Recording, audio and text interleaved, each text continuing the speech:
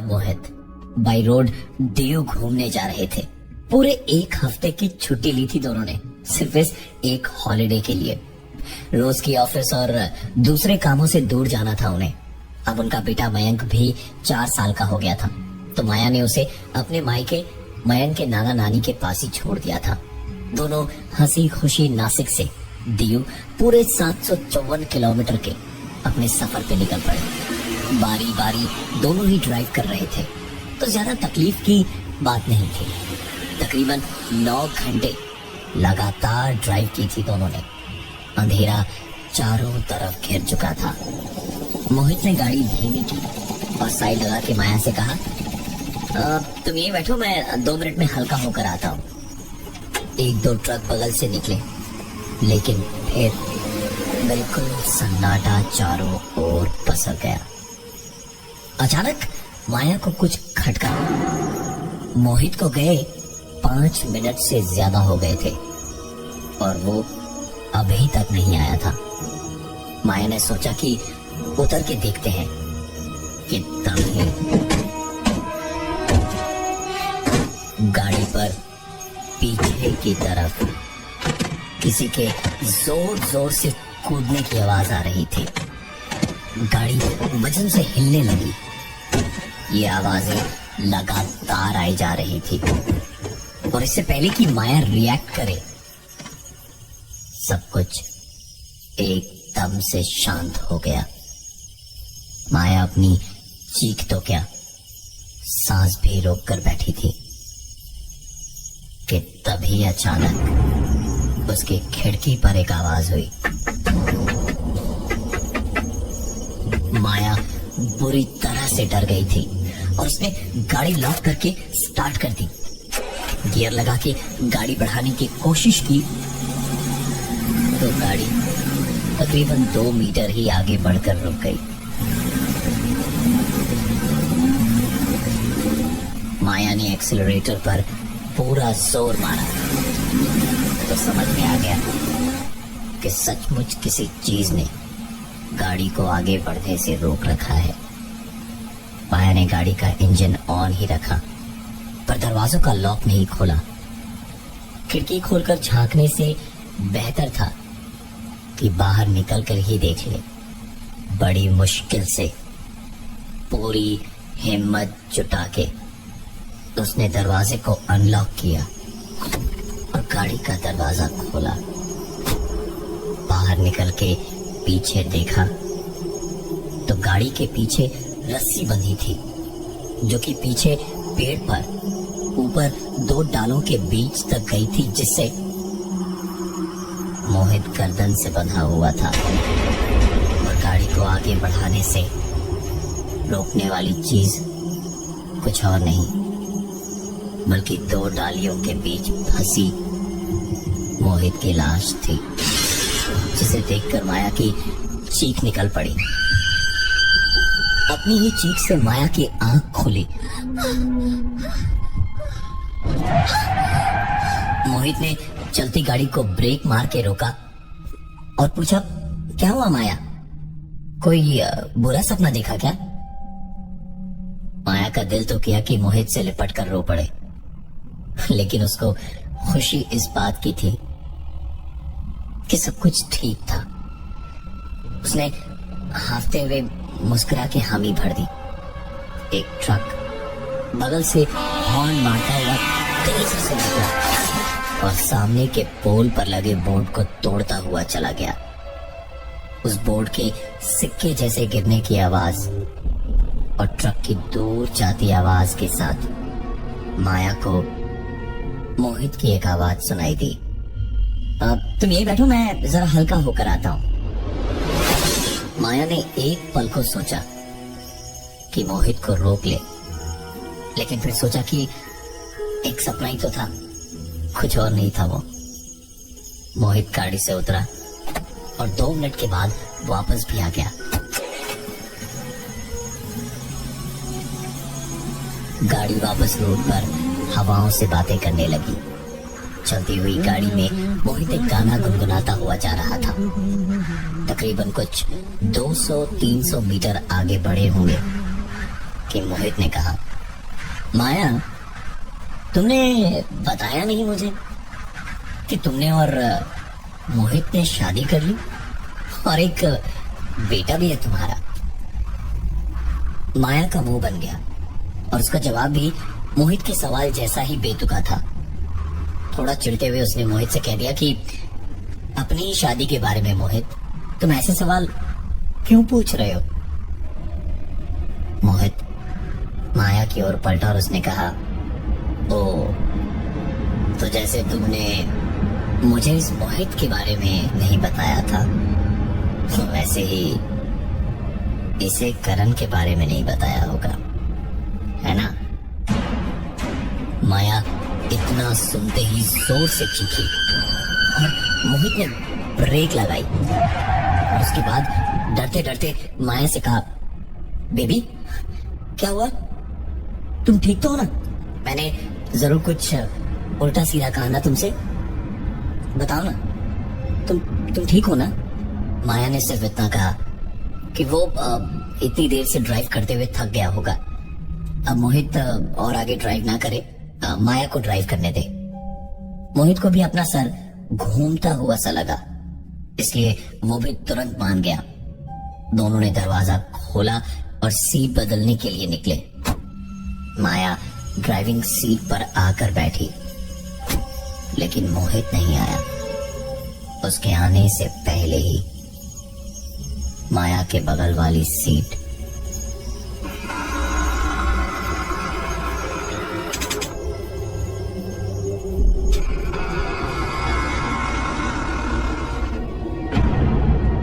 थोड़ी सी सरकी और खिसकी, लेकिन सीट तो खाली थी। उधर के आधे खोले शीशे से मोहित ने अंदर झांकते हुए कहा, याद है 9 साल पहले तुम ड्राइव करने से कितना डरती थी? सरोजनी नगर मार्केट के पास ड्राइविंग सिखाता था रोज तुम्हें। माया एक बार दोबारा चीखी। मोहित एक झटके से कार का दरवाजा खोल के अंदर आया और कहा, क्या हुआ बेबी, तुम चिल्लाई क्यों? माया को कुछ भी अच्छा नहीं लग रहा था। वो रोने लगी और रोते रोते ही कहने लगी कि उसको बिल्कुल भी नहीं रुकना इस जगह पर और अब गाड़ी ड्राइव ना करके कहीं पर ठहरा जाए। मोहित को याद था वो होटल जहां उन्होंने रात का खाना खाया था। उसने उसी होटल में रुकने की बात की क्योंकि बाकी का पूरा रास्ता तो सुनसान ही था। माया वहां किसी भी कीमत पर रुकने को तैयार नहीं थी, लेकिन किसी तरह उसे मनाकर उस होटल तक ले गया मोहित। और जब रूम की बात की तो किस्मत अच्छी थी कि उन्हें एक कमरा भी मिल गया, रूम नंबर 498। दोनों ने रूम में सामान रखा तो माया जैसे पहले से ही बड़ी घुटन सी महसूस कर रही थी। उसने सारी खिड़कियां खोल दी और बेड पे आके बैठी तो देखा कि टेबल पे रखा कैलेंडर 2007 का था और फरवरी के महीने की एक तारीख पर पेन से गोला बनाया हुआ था। तारीख थी 18 मार्च 2007। माया एकदम से उठी और उसने मोहित की ओर देखा। मोहित सामान वगैरह रखने में लगा हुआ था। माया ने कोने में बनी अलमारी खोली तो देखा उसमें एक पुरानी फटी हुई शर्ट रखी थी। उसने 30 सेकंड उस शर्ट को देखा और फिर मोहित से कहा कि कितनी वाहियात जगह पे वो उसे लेकर आया है। 8 साल पुराना कैलेंडर, कबर्ड में फटे पुराने कपड़े, जैसे वहां कोई आता जाता ही ना हो इस कमरे में। मोहित ने मुस्कुराकर रिसेप्शन पे फोन करके रूम चेंज करने की बात की और फोन रख के पलट के सूटकेस रखते हुए उसने माया से कहा, अब खुश हो ना? रूम चेंज हो जाएगा अभी। वैसे तुम्हें याद भी है कि 8 साल पहले हम दोनों यहीं आकर रुके थे, जब तुमने झगड़ा होने पर गुस्से में ये शर्ट फाड़कर इसी अलमारी के अंदर फेंक दी थी।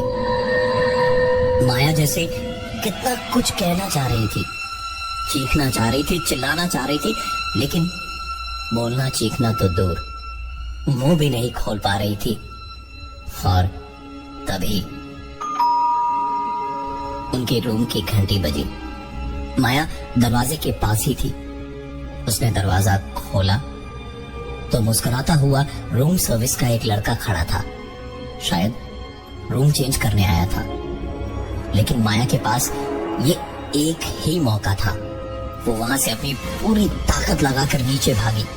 उसने लिफ्ट का भी इंतजार नहीं किया और सीधे सीढ़ियों से दंदराती हुई उतरी और बाहर पार्किंग में अपनी गाड़ी के पास पहुंची। चाबियां माया के पास ही थी। वो तुरंत गाड़ी में बैठी और गाड़ी स्टार्ट करके गियर लगाया, लेकिन गाड़ी फंसी हुई थी। एक्सेलरेटर दबाने और कोशिशें करने का कोई फायदा नहीं था। गाड़ी सिर्फ 2 मीटर तक बढ़ी और अटक के रह गई। माया जैसे जानती थी कि दिक्कत क्या हो सकती है। उसने गाड़ी का इंजन ऑफ किया, दरवाजा खोलकर बाहर आई। हलक डर से सूख चुका था। धीमे धीमे पलटी तो उसने देखा एक रस्सी गाड़ी से बंधी थी और पीछे पेड़ तक जा रही थी, जिसमें 2 डालियों के बीच मोहित की लाश लटक रही थी। माया की चीख निकल पड़ी। रात के इस वक्त ऐसी चीख सुनकर होटल का स्टाफ और एक आदमी भागा भागा आया और माया से पूछा कि क्या हुआ मैडम।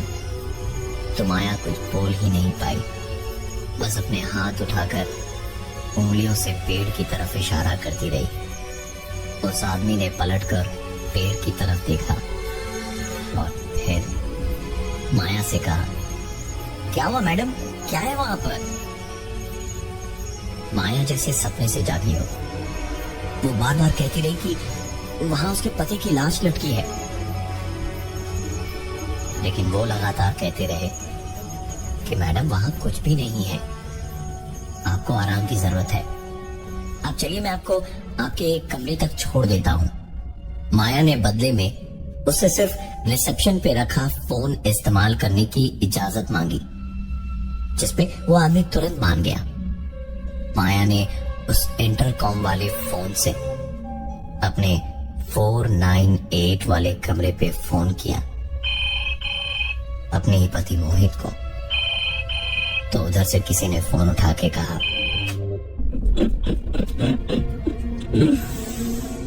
याद है ये कमरा 498। इस 498 ने मेरा पीछा जिंदगी से मौत तक किया और अब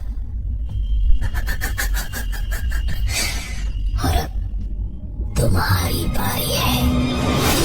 दरअसल माया ने मोहित को कभी नहीं बताया था कि उसकी एक शादी पहले भी हुई थी, 9 साल पहले, करण नाम के लड़के से। करण ने माया को एक शादी पे देखा था और देखते ही उससे प्यार हो गया। करण मिडिल क्लास फैमिली से था और माया के सपने बहुत बड़े बड़े। करण ने उसे समझाया बुझाया कि 2 प्रमोशंस के बाद सब ठीक हो जाएगा और दोनों ने अफरा तफरी में शादी कर ली। लेकिन माया को धीरे धीरे एहसास हो गया कि उसने गलती कर दी है। माया अपने पुराने पति करण के साथ इसी कमरे में रुकी थी, जहां किसी बात पर दोनों में झगड़ा हुआ और माया ने उसकी शर्ट फाड़कर वहां फेंक दी और उसके बाद कुछ दिनों के अंदर ही दफा 498 यानी कि 498 दहेज के लिए परेशान करने का इल्जाम लगा दिया। नतीजा, पुलिस केस में फंस गए। करण के माँ बाप ने खुदकुशी कर ली और करण की नौकरी चली गई और उसके कुछ दिनों बाद करण ने भी खुद को खत्म कर लिया। माया ने 3 साल के बाद में रईस मोहित से शादी कर ली। दोनों की जिंदगी बहुत अच्छी चल रही थी जब अचानक ये रोड ट्रिप वाला प्लान बना और रास्ते में ये सब हुआ। टेलीफोन पर अपने पति मोहित के मुंह से अपने मरे हुए पति करण की आवाज सुनने के बाद उसने तुरंत रिसेप्शन पर फोन पटका और बहुत तेज गाड़ी भगाकर वहां से बाहर निकली। रास्ते में 1-2 बार आती जाती गाड़ियों से एक्सीडेंट होते होते बचा। वह वापस बस अपने घर जाना चाहती थी।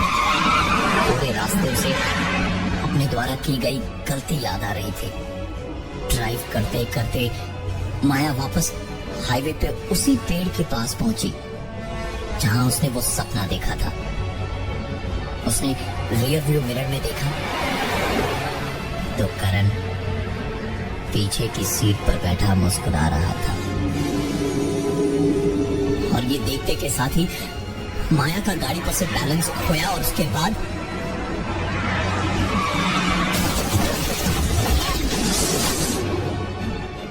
माया के सर से खून बह रहा था, लेकिन करण की आवाज अपने कानों पे उसे साफ साफ सुनाई दे रही थी। मैंने तुम्हें कितना प्यार किया था, तुमने मेरे साथ जो किया वो किया। मेरे माँ बाप को भी नहीं छोड़ा। फॉल्स केस, सबकी जिंदगी बर्बाद कर दी। तुम्हारी यही सजा हो सकती है, यही सजा, यही सजा। आज की तारीख में माया जिंदा तो है, लेकिन उसकी पूरी जिंदगी बदल चुकी है, क्योंकि उस एक्सीडेंट के बाद उसका चेहरा बुरी तरह से खराब हो चुका है और उसकी आंखें अब किसी को देखने के काबिल नहीं है। शायद यही उसकी सजा थी।